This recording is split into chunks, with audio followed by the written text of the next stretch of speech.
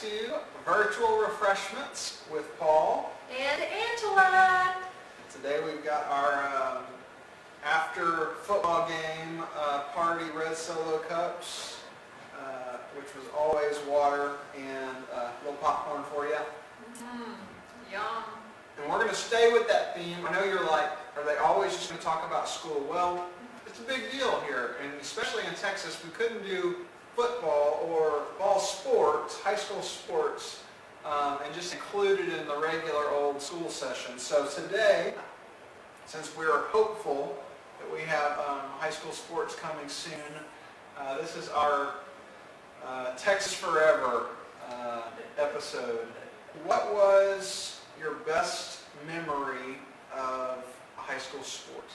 I was in the drill team, so halftime, of course, was always special to me because that's when we got to take the field. We felt like we were something special. All the parents were, waving and cheering. And then the best thing is afterwards we all had snacks, homemade snacks from one of the moms that they brought. But I think really Friday Night Lights was just the atmosphere with all the fans, the homecoming moms. Of course, they're bigger in Texas. Tanya, I know you don't get this, but it's a lot of fun just being together. So my best memory was probably just, we went to state our sophomore year. And so my brother on the team, he's a senior, and so that was pretty cool just watching them go, but also just go into the arena. So we went to the Astrodome several times, went to Kyle Field, but it's like your people, you take over, and so we run the concourses, and I knew everybody there, and so that just the travel, our whole fall, Christmas, Thanksgiving, everything, we'd meet our family who was in Houston, and we'd meet them at the games. And so what do you like at the concession stand? probably nachos. Nachos, whatever that neon yellow stuff they call cheese is. I'm lactose intolerant, and yet it doesn't bother me at all. So I don't think there's a lot of dairy there. But yeah, nachos are my starter. How about you? I always went for the hamburgers and nachos. Yeah. Was there any unique traditions at your school? One of the things that we always did, I think being a smaller school, is there was a lot of whole community support. So during football season, we had parades all the time, and at homecoming, everyone would decorate floats, and I'm talking like Macy Day parade floats. You would do the chicken wire with all the little stuff in it. Okay. There was a competition, and you always had it between your grades. So if you were a freshman, you competed against all of them, and it was a big thing for the freshmen and sophomores to win against the seniors. So we didn't have anything too unusual, but everything we did had to be at 11.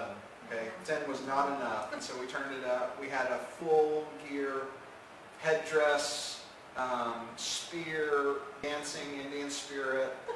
We had the Indianettes, who was the drill team, did their dance with the full headdress on that they had to make. Stuff like that. We pep rallies, everything. It's just very big. I didn't know I was learning it. It reminded me of Mr. Miyagi kind of thing, but it's just fundamentals and how critical fundamentals are and getting in routines that become second nature. Whether it was basketball and do 100 layups with your left hand and right hand, and you didn't think, okay, I'm on the left side, I got to use my left hand. Just became natural. And I think even in our spiritual lives, it's that thing that we've got to go back to the fundamentals of just setting aside time to read the Word, setting aside time to pray, because it'll become second nature, and it's like breathing, and we know when we missed it. Did you watch the game, or did you socialize when you were there? Ooh, I watched the game. Yeah, I was pretty big into watching the game. How about you? Okay, watched the game. Socialized in middle school, Yeah. watched the game in high school. Dinner before, or eat at the concession stand? Concession stand.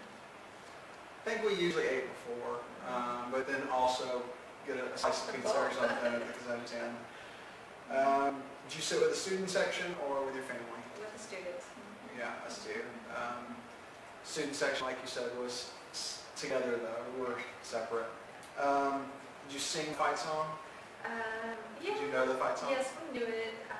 Wasn't crazy with it like some of my friends were, but yeah. I knew it. How about you? Oh yeah, we learned that. I think we learned that for the pledge. Yeah. We had the fight song in kindergarten. It would play, as the bell dismissed through on Friday.